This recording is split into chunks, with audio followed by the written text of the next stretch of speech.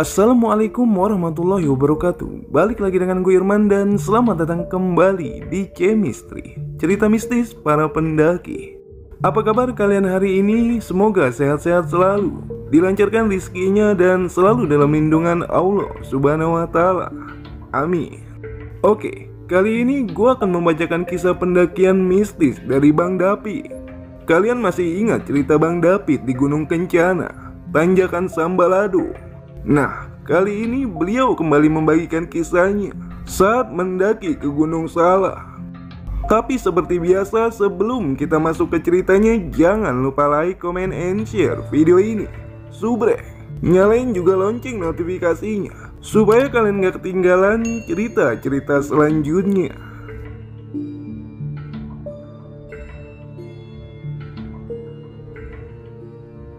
Makasih ya Bang Empit, ucap sesehantu yang tiba-tiba muncul usai gua mengerjakan sholat.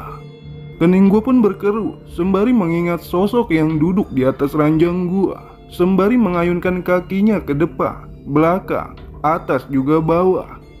Enggak dah, salto dong tuan tuh. Siapa ye? Apa kita pernah bertemu sebelumnya? Oh iya, nama gua David, bukan Empit, tanya gua sembari melipat sajadah. Namun, sosok hantu laki-laki di depan gue ini malah tertawa cekikika. Masa lupa sama Aye bang? Cuma Aye yang nyebut nama ente Empit, sahutnya dengan senyum menyeringai.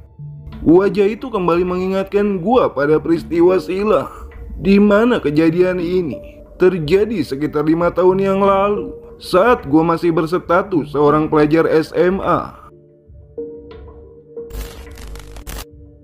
Sebagai pelajar SMA, hobi gue memang selalu berbau tentang alam. Hampir setiap bulannya dah, gue beserta rekan-rekan dari eskul PA, bukan PA ya, tapi singkatan dari pecinta alam, sering melakukan pendakian, baik itu ngecamp bahkan sekedar hiking saja. Nah, yang penting, sebulan sekali kami semua melepas penat dengan menatap alam bebas. Asli dah, view hijau dari pegunungan, apalagi pas di atas puncak, ngelihat hamparan alam semesta, merupakan sesuatu kenikmatan yang kagak bisa diungkapin deh sama kata-kata. Tepat di bulan Agustus, gua dan beberapa teman gua yang terdiri dari Joya, Bagas, Retno, Wulan ame Satya berniat melakukan pendakian ke salah satu puncak gunung yang terletak di antara dua kabupaten, yaitu Sukabumi ame Bogor. Ya mana lagi kalau bukan Gunung Salak, gunung yang masih dinyatakan sebagai gunung berapi aktif. Ketinggiannya kurang lebih sekitar 2000-an meter di atas permukaan laut. Dan kebetulan gunung ini memiliki beberapa puncak pendakian, dan tujuan kami saat itu menuju puncak Salak 1. Hari Sabtu kami pilih untuk bertolak dari Jakarta menuju Sukabumi, karena jalur pendakian yang kami pilih yaitu via Cidau. Jalur ini sering digunain para pendaki karena terdapat tempat wisata air terjun yang pemandangannya indah bedah. Itu pun menjadi alasan utama kami. Kami berniat menghabiskan malam minggu dengan ngecamp di sekitaran air terjun. Dan disinilah perjalanan mistis dimulai. Sebelum tiba di area perkemahan, Bagas menemukan sebuah sesajen yang tersimpan di bawah pohon beringin besar. Bahkan, kepulan asap rokok masih membumbung tinggi seperti tengah dihisap. Weh, ada beginian, tunjuk Bagas. Sesajen itu terdiri dari ayam panggang, buah-buahan, serta cawan-cawan kecil. Di zaman yang udah modern gini, masih ada aja yang begini, tanya Joya sekalian membidikan kamera ke arah sajen tersebut. Udah yuk lanjut, takutnya ada yang lagi ngebadok tuh sajen, ucap gua mengingatkan. Hantu maksudnya? Emang bisa hantu makan beginian? Tanya Retno. Satya pun kala itu tergelak kencang karena mendengar pertanyaan dari Retno, sehingga kami pun menjeda perjalanan. Ya enggak lah, mana ada hantu makan ayam, gila kali, kelakar Satya. Terus nanti ini makanan dibuang gitu, mubazir dong. Lanjut woi lanjut, ucap gua lagi karena gue merasakan hawa aneh yang datang secara tiba-tiba. Kemudian kami pun melanjutkan perjalanan. Namun, tiba-tiba dari arah belakang, Satya pun berseru heboh. "Ayamnya masih anget woi," ucap Satya. "Awas lo jangan dimakan, punya hantu itu," ucap Wulan. "Kagak, gue cuma minta apelnya doang kok." "Sat, jangan macem-macem deh lu, taruh lagi lah," ucap gua mengingatkan. "Ya udah habis, sorry deh bro." Balas Satya yang begitu enteng. Kemudian kelima teman gua sudah berjalan kembali, sedangkan gua diam mematung. Dan saat menoleh ke belakang, saat itu juga gua melihat sosok hitam besar yang sedang berdiri tepat di bawah pohon beringin itu. Sosoknya menyerupai lutung. Dan setelah melewati pohon beringin besar, perasaan gue mendadak agak enak. Sesekali gue melihat ke arah belakang, namun kagak ada sesuatu yang mencurigakan. Pun makhluk yang sempat gue lihat tadi, untung aja kagak ngikutin kami. Hanya saja rasanya ada sesuatu yang tengah memperhatikan gue dari balik semak belukar. "Kita lanjut ke shelter 3 aja ya, nanti kita ngecampnya di sana." "Jangan bro, di sana jalanannya curam, nggak cocok buat ngecamp." "Udah sih, di depan ada tempat perkemahan." Bagas pun menolak melanjutkan perjalanan, sedangkan gua dan yang lainnya belum mau menanggapi. Tapi tiba-tiba aja Satya menghentikan langkahnya, dan berhubung dia berjalan di posisi paling depan, kami pun akhirnya ikut berhenti. Masih siang juga, sayang aja kalau kita ngabisin waktu lama di area bawah. Retno pun melihat arloji yang terpasang di tangannya. "Gini aja, kalau jam 2 kita sampai di area perkemahan, kita lanjut ke shelter 3. Tapi kalau lebih dari itu ya kita langsung ngecamp aja. Gimana?" Ide dari Retno pun langsung kami setujui. Dan benar saja, kami sampai di area perkemahan Wana Wisata Cangkuang sebelum pukul 2 sore. Sebenarnya Maya, tempat ini begitu indah karena terdapat pemandangan air terjun di mari. Namun sesuai kesepakatan, kami akan tetap melanjutkan perjalanan langsung ke shelter 3. Jalanan menuju shelter 3 berupa jalanan curam. Di sini kami harus ekstra berhati-hati. Beruntung saat ini musim kemarau. Jika tidak, jalanan di sini pasti sangat licin. "Berhenti dulu dong, capek nih," ucap Wulan. Gua pun bisa melihat jelas raut wajahnya yang nampak lelah. "Tanggung, di depan aja deh, jangan di sini," tolak Satya. "Bentaran doang sih, kagak ngertiin banget kalau orang lagi capek." "Ya udah kita istirahat, kasihan juga cewek-cewek, kayaknya kecapean," ucap Bagas yang mendapat anggukan dari gua. "Nah begini nih, kalau ngajak cewek tuh ribet, belum apa-apa udah berhenti. Cemen ah, makanya besok-besok gak usah belaga pengen naik gunung, mending manjat bareng gunung lain." Satya pun tiba-tiba mengusap bagian dada Joya sembari tergelak kencang. Kurang ajar ya," sentak Joya tak terima. Satya pun tak kalah tersulut emosi karena Joya mengeluarkan umpatan yang kasar. "Mulut lu tuh jaga, jadi cewek ngomong kok kasar banget." "Ya gimana gua gak kasar, lu udah ngelakuin pelecehan nih namanya." "Elah, timbang punya dada rata aja belagu."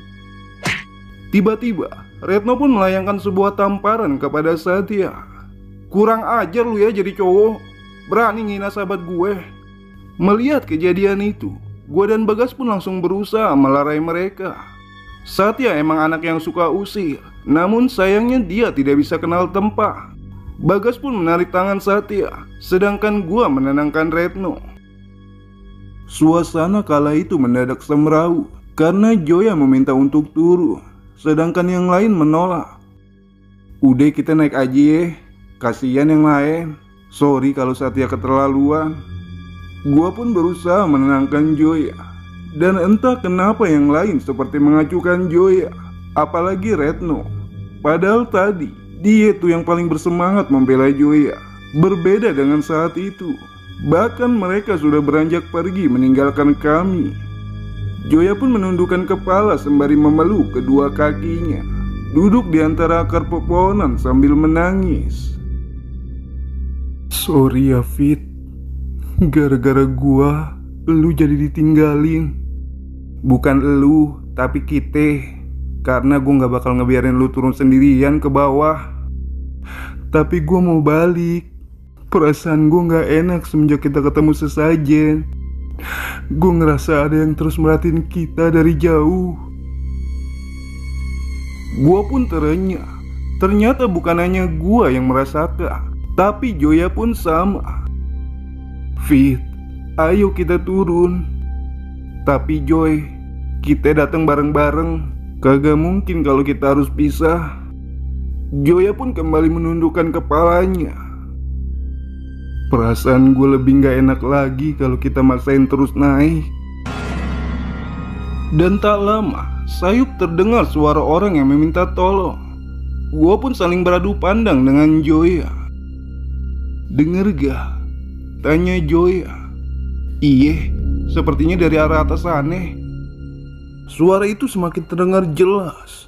Dan benar aja, tidak lama dari arah puncak, Wulan, Retno juga Bagas setengah berlari menuruni perbukitan dengan wajah yang terlihat cemas. Lu pada kenapa turun lagi? Wajah ketiganya pun terlihat panik. Kagak ada satu orang pun yang mau menjawab pertanyaan dari gua. Loh, Satya mana? Tanya Joya. Itu masalahnya, Satya hilang, ucap Bagas. Kemudian dibenarkan oleh Wulan juga Retno. Hilang gimana maksud kalian? Belum ada setengah jam kalian naik, masa Satya hilang? Cecar gua tak kalah panik. Kami semua pun saling beradu pandang. Kecemasan mendera kami berlima. Apalagi hari sudah beranjak petang, belum lagi gerimis yang tiba-tiba turun. Gimana ini? Udah mau sore mana gerimis lagi. Wulan pun sesekali menyeka air hujan di wajahnya. Kan tadi gue bilang juga apa? Kita turun. Perasaan gue udah gak enak dari tadi. Papar Joya yang mendapat anggukan dari Retno. Apa kita bagi dua tim aja? Satu turun ke bawah nyari bantuan, yang satunya lagi nyari Satya. Gimana? Bagas pun mencoba memberi usul, namun gua menolaknya. Jangan, kita jangan sampai kepisah lagi. Kita berangkat bareng, tentu tandanya kita juga harus pulang bareng. Kemudian nih, semuanya hanya saling beradu pandang, hingga akhirnya mereka pun mengangguk bersama. Perjalanan pun berlanjut. Semua meneriaki nama Satya, berharap ada sautan darinya. Namun sampai waktu sudah beranjak petang, tidak terasa kami sudah sampai di shelter 3. Waktu yang cukup singkat jika dihitung secara estimasi perjalanan. Sedangkan Satya masih belum juga ditemukan. Kami pun akhirnya sepakat untuk bermalam dan mendirikan tenda. Tolong! Tolong! Lagi-lagi terdengar suara yang meminta tolong. Lu pada denger kagak? Tanya gua memastikan. Wulan dan Retno pun langsung menghentikan aktivitasnya yang tengah mendirikan tenda. Kami beradu pandang. Ya, suara itu begitu terdengar jelas. Satya! Teriak Bagas. Kami pun akhirnya mengikuti meneriaki namanya. Kalian bisa ngebedain gak sih? Dengar ya. Satya! Teriak Joya. Kami mendengarkan dengan seksama suara Joya yang terdengar menggema. Suara kita itu memantul, beda sama suara yang minta tolong. Ya, memang benar adanya. Suara itu jika didengar dengan seksama memang terdengar beda. Dan demi menepis rasa takut, akhirnya kami mengabaikan suara itu. Yaudah, kita istirahat aja. Toh kalaupun Satya beneran ada di mari, pasti dia bisa nemuin kita. Ucap gua mencoba menenangkan. Tapi kalau itu benar Satya, terus sekarang dia lagi kena bahaya gimana? Sementara hari sudah mulai gelap. Penerangan hanya berasal dari api unggun yang kami buat dadakan. Suara teriakan itu pun terus memanggil-manggil, membuat semua tak tenang. Sampai akhirnya kami pun sepakat untuk mencari sumber suara. Namun tiba-tiba sekelebat bayangan hitam pun melewati kami berlima. Tadi apa ya? Gua pun menyorotkan lampu senter ke arah di mana bayangan itu berakhir. Bulu kuduk gua langsung berdiri bersama hembusan angin malam yang cukup kencang. Tuh kan, mending tadi kita diam di tenda aja, nggak usah ikut, rutuk Wulan kala itu. Dan lagi-lagi suara itu muncul semakin dekat. Dari arah belakang, Bagas pun langsung mendorong, sehingga kami berlima berhimpitan. "Jangan dorong-dorong Nape," ucap gua pada Joya yang berada tepat di belakang gua. Pun dengan Joya yang memperingatkan orang di belakangnya, yang disusul Retno juga Wulan, hingga terakhir Bagas yang berdecak kesal. "Ini nih yang di belakang dorong-dorong gua terus." Sontak, ucapan Bagas pun membuat langkah semuanya terhenti. Bagas pun bergeming. Pasalnya yang berada di urutan paling belakang adalah dirinya. Dan jika ada yang mendorongnya dari arah belakang, itu tandanya semua lampu senter pun menyorot ke arah Bagas. Dan dengan polosnya, dia pun mengangkat kedua bahunya. "Bukan gue yang dorong," ucap Bagas. Lantas, Retno, Wulan juga Joya pun sudah merapatkan tubuhnya ke dekat gua. Dan dengan secepat kilatnya, Bagas pun langsung mengambur ke dalam kami. "Satya?" Ya, di balik tubuh Bagas, ternyata Satya tengah tersenyum menyeringai. Satya pun tersenyum menyeringai dengan sorot mata yang tajam. Mulutnya terbuka lebar dengan air liur yang terus menetes. Dan tidak lama kemudian, Satya bergerak-gerak seperti seekor monyet. "Gimana nih? Satya kayaknya kesurupan," bisik Retno. "Repot nih kayaknya. Mana yang masuk kayaknya monyet, mana kita kagak bawa pisang lagi," ucap gua. "Kita tinggalin aja deh, biar tuh monyet keluar sendiri dari tubuh Satya." "Hush, kasihan Satya. Gimana kalau tuh monyet gak mau keluar dari tubuhnya? Ya palingan jadi Tarzan," ucap gua, yang membuat Wulan, Retno, Joya dan juga Bagas tergelak kencang saat mendengarkan lelucon itu. "Siapa kamu? Tolong keluar dari tubuh teman saya," ucap gua sembari mendekat ke arah Satya. Namun Satya mendesis dan tersenyum sinis. "Biar anak ini ikut bersamaku. Dia sudah berlaku kurang ajar," desis Satya dengan tatapan yang nyala. Satya pun kemudian melompat layaknya seekor kera. Kami menyorotnya dengan lampu senter hingga tubuh Satya menghilang di balik semak. Dan segera gua pun menyusul Satya. Namun Bagas langsung mencekal lengan gua. "Lu mau kemana? Masih nanya lagi lu? Yang ngejar Satya lah. Jangan, jelas-jelas dia lagi kesurupan." "Ya karena dia lagi kesurupan, makanya kita kejar. Coba kalau lu yang ngalamin, lu mau kita tinggal?" Bagas pun menarik nafas dalam. Sampai akhirnya kami semua mengejar Satya. Dan entah sampai berapa lama kami berjalan melewati semak belukar dengan penerangan lampu senter seadanya. Kami berjalan saling bergandengan. Jangan ditanya bagaimana rimbunnya semak belukar itu, apalagi kami berjalan di tengah malam. Dan sesekali terdengar suara ringisan dari para wanita, mungkin akibat terkena runcingnya semak-semak. Hawa dingin pun langsung menyeruak. Suasana mencekam begitu kentara. Apalagi suara-suara binatang malam yang saling bersahutan. Kami tetap berjalan. Namun semakin dalam memasuki hutan, Satya tetap tidak ditemukan. Stop, gue capek," ucap Ratna yang disusul Joya juga Wulan. "Udah Fit, kalau begini ceritanya kita semua bakal tersesat." Gue pun menyorot satu persatu wajah mereka. Ya, wajah mereka semua terlihat kelelahan. Bahkan wajah Retno juga Joya terlihat mendapat luka goresan. Mungkin terkena ranting-ranting tanaman yang begitu tajam. "Hah? Jam 1 pagi?" ucap Wulan saat melihat jam di pergelangan tangannya itu. "Tunggu deh bentar.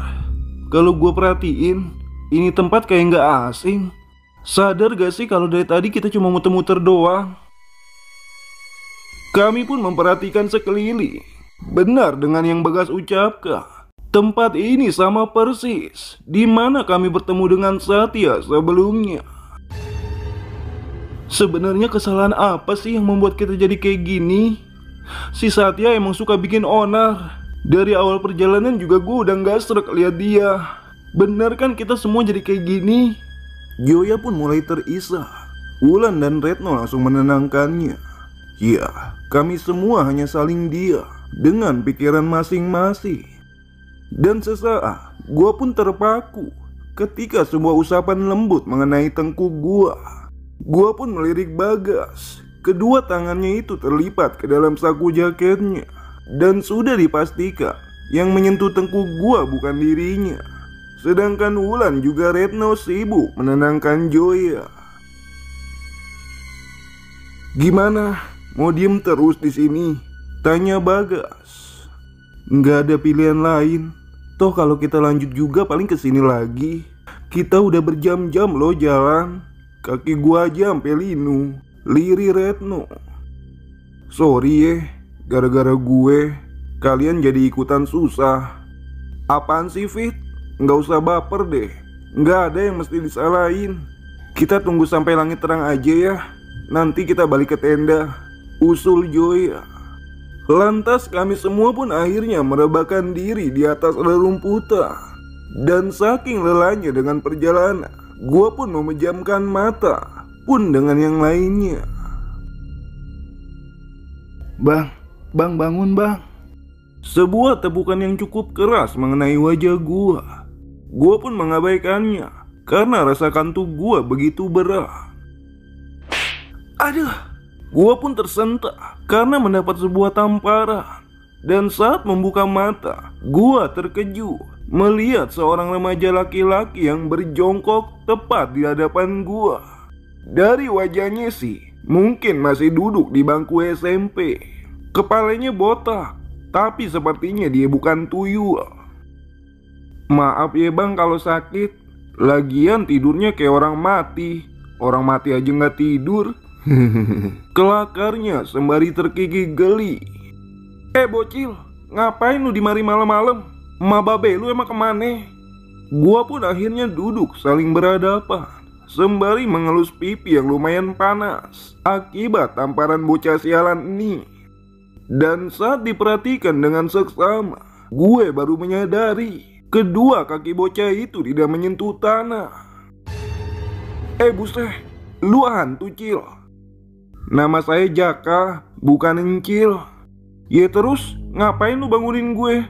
Pakai nabok lagi. Lalu, wajah yang tadinya masih terlihat jenaka tiba-tiba berubah dingin. Gua pun meringsut mundur karena tatapannya yang begitu mengerikan.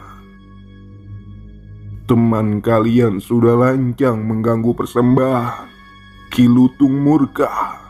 Dan sebagai gantinya, dia menginginkan jiwa temanmu itu. Ucap Jaka dengan suara serak mirip kakek-kakek.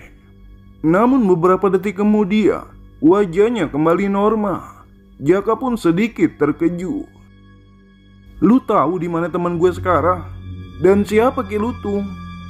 Ya udah, abang ikut saya aja. Waktu kita nggak banyak. Sebelum langit terang, abang harus keluar dari hutan ini. Bocah itu pun menarik tangan gua. Dan tanpa penolakan, gua pun langsung berdiri mengikutinya. Dulu, temen gue bagaimana? Gua pun terpaku memandangi wajah-wajah lelah dari Bagas, Joya, Retno, dan juga Wulan. Biarin aja mereka tidur bang. Toh mereka semua gak bakal ikut ngebantu. Udah, ayo bang. Tapi lu tahu kan di mana Satya, temen gue? Dan tanpa menjawab, anak itu langsung menarik tangan gua. Gua pun akhirnya mengikutinya dari belakang. Tangan gua digenggam erat olehnya. Gua melangkah memasuki hutan yang begitu gelap. Namun anehnya, langkah gua ini terasa ringan. Bahkan jalan setapak yang gua lalui terlihat jelas oleh kedua mata. Padahal anak ini tidak memiliki penerangan. Hingga perjalanan berhenti di sebuah pohon beringin besar dengan akar yang merambat membentuk sebuah gundukan. Namun, jika dilihat dengan seksama, di bawah pohon tersebut terdapat sebuah lubang besar yang nampak seperti bibir goa. Di sana, tunjuknya pada lubang itu. Gua pun segera mendekat. Namun tiba-tiba, hidung gua mencium bau amis yang teramat busuk. Buset dah, bau busuk bet ini. Namun tiba-tiba, gua pun terkejut dengan suara seseorang. Satya? Ya, ternyata orang itu adalah Satya. Dia tertunduk dengan kepala yang ia benamkan di kedua kakinya. Satya memeluk erat kedua kakinya seperti orang yang tengah ketakutan. Gua pun segera menghampirinya, melupakan anak tadi yang menyuruh gua mendekati lubang di bawah pohon beringin. Keadaan gelap menyulitkan gua untuk melihat wajah Satya. Dan hanya dari baju yang ia pakai yang membuat gua begitu yakin kalau ini adalah Satya. Sat, ini bener elu kan? Tangannya begitu dingin. Ya, tubuh Satya menggigil hebat. Fit,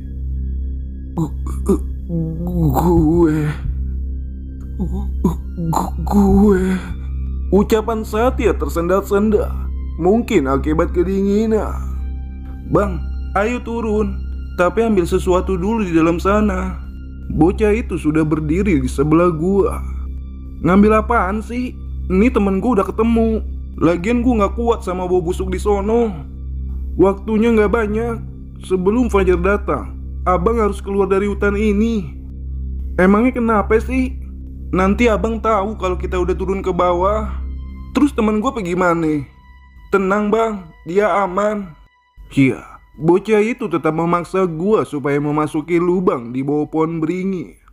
Sebelum melangkah mendekati lubang itu, terlebih dulu gua memastikan keadaan Satya.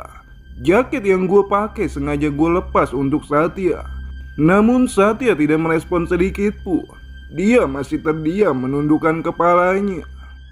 Bang, cepet! Seruan dari anak lelaki itu mengalihkan perhatian gua. Kemudian dengan cepatnya gua melangkah menuju lubang yang ternyata benar adalah goa. Bau busuk itu pun semakin menusuk hingga rasa mual sudah di ujung tenggorokan. Namun bau tersebut semakin menyengat. Dan langkah gua terhenti karena keadaan di depan sana begitu gelap. Sampai akhirnya gua pun memutuskan untuk berbalik untuk keluar. Namun bocah itu langsung mengadang langkah gua. Ayo masuk bang, lirih bocah itu. Namun tiba-tiba, anehnya seberkas cahaya menyinari kami berdua. Keadaan yang tadinya gelap langsung berubah terang, sehingga gua bisa melihat keadaan di dalamnya. Dan ternyata bau busuk itu berasal dari mayat yang tergeletak di atas bebatuan. Wujudnya sudah tidak berupa, bahkan wajahnya sudah penuh dengan belatu. Dan dari pakaian yang ia kenakan, sudah dipastikan mayat itu adalah laki-laki. Namun, saat diperhatikan, pakaian yang melekat di tubuh mayat itu sama persis dengan pakaian Jaka. Antar saya pulang ya bang. Nasib teman abang juga bisa berakhir seperti saya, tutur Jaka pelan. Gua pun menahan nafas dan kembali memastikan pakaian yang menempel di mayat itu dengan pakaian Jaka. Ya, keduanya ternyata memakai pakaian yang sama. Jersey berwarna biru dengan celana pendek selutut berwarna hitam. Gimana caranya? Ingat-ingat tempat ini aja bang. Sekarang kita langsung turun ke bawah sana. Sudah banyak orang yang sedang menunggu. Biar saya masuk ke raga teman abang. Dulu. Terus siapa Ki Lutung? Nanti saya ceritain. Tapi kita harus keluar dari hutan ini sekarang. Jika tidak, teman abang akan sama seperti saya. Mendengar ucapan Jaka, gue pun langsung menganggukkan kepala. Segera gue keluar dari gua itu. Dan benar aja, langit yang tadinya gelap saat ini sudah berubah ke biru-biruan. Teman abang gak bisa jalan, kemungkinan abang harus menggendongnya. Sebetulnya gue ragu karena tubuh Satya sedikit berisi. Namun tidak ada pilihan lain. Yang ada di dalam benak gue saat itu, Satya harus selamat. Sampai akhirnya gue pun menggendong tubuh Satya. Dan benar aja, Satya tak ubah seperti patung yang berada di toko pakaian. Dia sama sekali tidak merespon gue. Meskipun demikian, Satya masih sadar. Kedua matanya terbuka lebar, namun tatapannya kosong. Namun di pertengahan jalan, langkah gua terhenti karena sesosok makhluk menghadang perjalanan gua. Bulu kudu gua pun langsung berdiri tatkala melihat tubuh makhluk itu. Warnanya hitam legam dan dipenuhi bulu-bulu lebah. Hanya terlihat matanya aja yang berwarna merah menyala. Taringnya pun keluar dengan deretan gigi yang ngerunci, bak gigi harimau. Dan dia pun tersenyum menyeringai. "Itu Kilutung, jalan aja bang," ucap Satya. Gua pun kala itu hampir lupa saat ini Jaka tengah merasuk ke dalam tubuh Satya. Perlahan gua pun mulai melangkahkan kaki sesuai perintah Jaka agar gua tetap melanjutkan perjalanan. Dan ternyata makhluk tersebut hanya menampakkan wujudnya saja tanpa berniat mengganggu gua. Hanya terdengar tawanya yang menggema saat gua mempercepat langkah. Mungkin dia menertawakan gua yang ketakutan.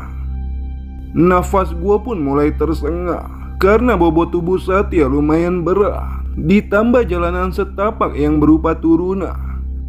Bahkan sesekali gua terjatuh dengan Satya. Namun tetap saja Satya tidak mau berjalan, sekalipun saat ini Jaka tengah merasuki tubuhnya. Aneh memang, tubuh Satya lemah tak berdaya. Meskipun saat ini gue bisa berinteraksi, itu pun atas perantara Jaka. Kemudian bermacam gangguan mulai bermunculan selepas bertemu dengan sosok hitam tadi. Dari mulai suara-suara aneh hingga sosok-sosok menyeramkan. Namun sama halnya dengan sosok hitam tadi, mereka tidak mengganggu. Hanya saja adrenalin gua semakin berpacu. Nyali gua menciut karena saat ini gua berada di tengah hutan belantara.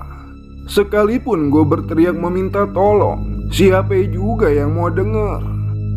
Dan lagi, perjalanan kembali terhenti.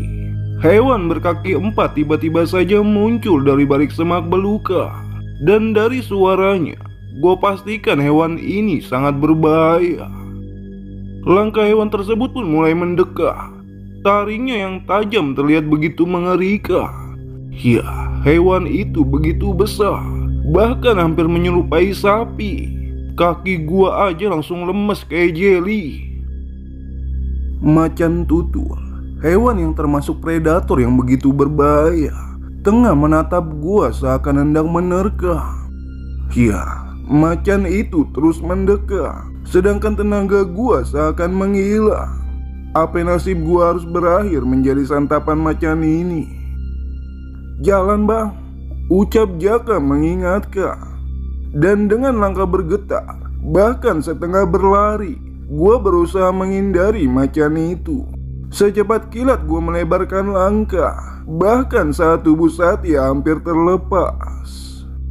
"Capek gue Cilsat, gue nyerah, seradah gue ikhlas," ucap gua menyerah.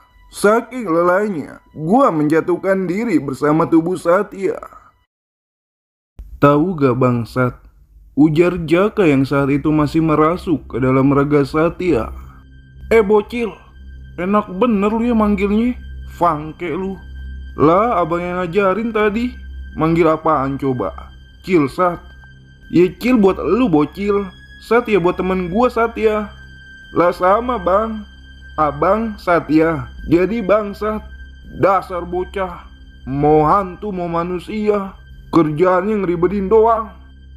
Sementara pagi sudah hampir menjelang, langit yang semula gelap perlahan berubah warna menjadi terang. Gua pengen pulang, Bang. Adalah nafas berat yang tertahan di Satya, hingga akhirnya isak tangis terdengar dengan jelas. Sementara macan itu berjalan ke arah gua, suara geramannya membuat gua semakin lemah tak karuan. Gua pun hanya mampu memejamkan mata dan pasrah. Apalagi Jaka yang berada di tubuh Satya terus menangis sesegukan. Bang, yang harus abang lawan itu rasa takut. Semakin abang takut, semakin banyak rintangan yang akan datang, ucap Jaka sembari menepuk pundak gua. Dan tanpa sadar, dengan keadaan yang kepayahan, ternyata hewan buas itu sudah sangat mendekat. Jaraknya dengan gua hanya beberapa meter aja. Namun ucapan Jaka membuat pikiran gua terbuka. Kalau emang itu macan asli, udah pasti semenjak lihat abang langsung nerkam. Bang, ini hanya ilusi. Ya, benar juga yang dikatakan Jaka. Hewan itu semakin mendekat, lebih dekat. Gua menatapnya tanpa berkedip, dan fokus gua tetap meyakinkan bahwa ini adalah ilusi. Dan ajaibnya, sepersekian detik hewan itu tiba-tiba menghilang. Benar yang dikatakan Jaka, yang harus gua lawan adalah rasa takut gua sendiri. Dan setelah berhenti beberapa saat, tenaga gua kembali terisi. Tidak menunggu waktu lagi, segera gua bangkit dan menggendong kembali tubuh Satya, berjalan menuruni bukit hingga fajar menyingsing pagi. Fit, bangun. Gua pun terkesiap akan semua tepukan yang mengenai wajah gue ini. Belum sorot dari sinar mentari yang menyilaukan, membuat gue membuka mata lalu bangkit. Bagas, kebluk banget lu tidur. Hayu, sekarang kita kemana? Gua pun terdiam, guna mengumpulkan kesadaran yang sepenuhnya. Ya, saat ini gua berada di tempat yang sama saat pertama kali bertemu dengan Jaka, hantu bocah itu. Kita di mana sekarang? Lah pakai nanya, ya mana gue tahu. Udah siang nih, mau jam 8. Mau terus nyari Satya gak? Mending kita cari bantuan aja di bawah. Semua mata pun menatap gue heran. Mana mungkin gue menceritakan perjalanan yang di luar nalar, pertemuan gue dengan Jaka, lalu dengan Satya. Dan setelah menimang-nimang, akhirnya gue memilih tidak menceritakan kejadian yang sudah gue alami bersama Jaka dan juga Satya. Saat itu, gegas kami berlima kembali ke tenda. Dan anehnya, jarak antara tenda dan tempat kami terdiam hanya beberapa meter aja, membuat kami semua terenyah. Dan itu tandanya, semalaman tadi kami semua hanya berputar-putar di area dekat tenda. Dan setelah berdiskusi, kami berlima akhirnya memisahkan diri. Wulan, Retno, dan Bagas segera turun ke area bawah untuk melaporkan berita kehilangan. Sedangkan gua dan juga Joya memilih menunggu di tenda sampai tim evakuasi datang. Beberapa jam kemudian, tim SAR pun datang. Seakan hafal akan tempat hilangnya Satya, gua pun memberi petunjuk kepada mereka menuju suatu tempat. Tempat di mana hanya kaki gue aja yang mengetahuinya. Dan hampir 5 jam lamanya kami melakukan pencarian, sampai akhirnya Satya ditemukan di sebuah dasar jurang dengan keadaan memprihatinkan. Denyut nadinya masih berdetak, namun kecil kemungkinan untuk bisa selamat. Terlebih luka di bagian kepalanya yang cukup parah. Dan tidak jauh dari tempat Satya ditemukan, ada jasad lain yang sudah lama meninggal karena bentuk tubuhnya saja tidak berubah. Dan gue yakin tubuh itu milik Jaka. Dan gegas kami pun membawa mereka turun. Makasih ya Bang Empit. David Cil. Kepanjangan bang, enakan Empit. Selalu dah, suka-suka lu. By the way, siapa Ki Lutung? Jin penunggu pohon beringin. Apa karena dia lu celaka? Dan teman gue juga. Nggak ada jin atau setan yang bisa nyelakain manusia. Sekalipun dia celaka, mungkin karena kelalaiannya aja. Sama kayak gue bang. Maksudnya? Ada segelintir orang yang bersekutu dengan bangsa jin untuk tujuan tertentu, dan sesajen itu adalah simbol dari pemujaannya. Sama halnya dengan teman abang, gua pernah iseng ngambil makanan di sana. Tuh kan, berarti lu celaka sama gua celaka karena ketakutan bang. Setelah gua kenyang, gua seperti dihantui, dan gua berlari sampai jatuh ke dasar jurang. Seandainya aja keluarga gue nyari, nggak bakal gue nasib kayak gini. Emang lu nggak dicari? Kagak bang. Keluarga gue malah lebih percaya ame dukun yang bilang kalau gue disekap sama genderuwo. Terus gimana nasib temen gue? Jaka pun mengangkat kedua bahunya, dan entah sejak kapan dia mengekori langkah gue dari belakang. Semenjak di perjalanan menuju pos bersama tim evakuasi. Jadi mitos tentang Ki Lutung itu bener? Bener atau kagak, tergantung kita menyikapinya bang. Kayak lu nganggap gua ada apa enggak. Kalau enggak, ya sama kayak teman-teman lu yang lainnya. Sekalipun gua ganggu, mereka bakal cuek. Dan karena lu nganggap gua ada, makanya gua bisa pulang. Makasih ya Bang Empit. Jaka pun berpamitan sebelum akhirnya tubuhnya menghilang di balik kerumunan warga. Dan setelah turun, gua kembali ke rombongan, di mana Bagas dan yang lainnya sudah menunggu di salah satu rumah warga. Satya pun gegas dilarikan ke rumah sakit terdekat, sedang jasad Jaka langsung diantarkan ke salah satu rumah warga. Dan usut punya usut, Jaka merupakan seorang remaja yang hilang saat mengikuti acara perkemahan yang diadakan sekitar 3 minggu yang lalu. Asumsi keluarga dan para warga setempat yang mengira Jaka diculik makhluk goib ternyata salah. Ya, Jaka mengalami kecelakaan dan tidak ada yang menemukannya hingga ajal menjemputnya. Dan untuk kabar Satya sendiri, dirinya mengalami cedera serius di bagian kepala. Tim medis di rumah sakit daerah sudah angkat tangan karena ketidakberdayaan alat medis, sehingga Satya akhirnya dirujuk ke rumah sakit yang berada di luar kota. Kabar terakhir yang gue dapetin, Satya sudah melewati masa kritis, namun kondisinya tidak bisa kembali seperti dulu lagi. Lu juga sih Sat iseng jadi orang. Capek gue. Lu juga demen banget sih Tong terlibat urusan beginian. Elah aki-aki PA, demen banget muncul tiba-tiba. Ya, Engkong Jupri tiba-tiba muncul di hadapan gua sambil tertawa puas, bersamaan juga dengan Jaka yang kala itu juga tertawa.